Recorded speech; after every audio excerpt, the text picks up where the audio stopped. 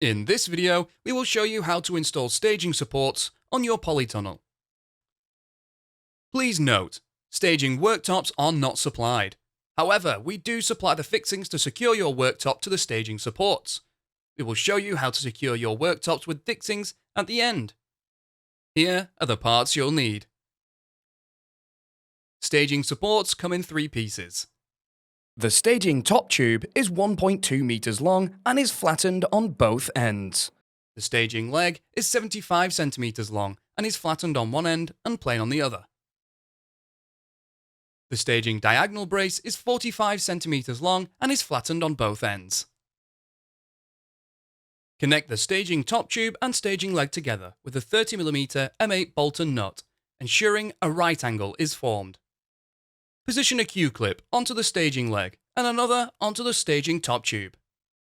Locate the flat ends of the staging diagonal brace to the Q-clips. Ensure the top tube and leg still form a right angle and firmly tighten the Q-clips.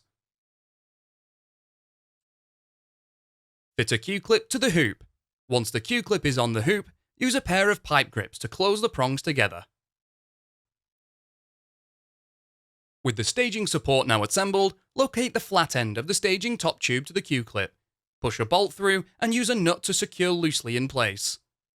For polytunnels constructed on a soft base, we recommend that the staging leg is sat on a solid block. This will prevent the leg from sinking into the ground when you put weight on it. Now you will need to check that the staging support is level. Place a spirit level along the staging top tube to check this. Once the staging support is level and perpendicular to the hoop, firmly tighten the Q-clip. You can repeat this process for the remaining staging supports. Staging supports fitted to the end hoops will need to be slightly angled into the polytunnel, so that any worktops you fix will not interfere with the polytunnel cover. We have supplied you with fixing clamps to attach your staging tops.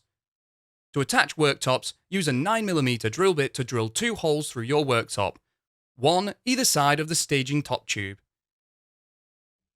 Push a bolt through each hole with the threads pointing down. Locate the tube pressing on the bolts and secure in place with nuts and firmly tighten.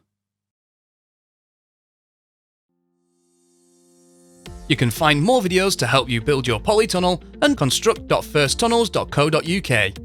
We also have a construction helpline if you require any further assistance.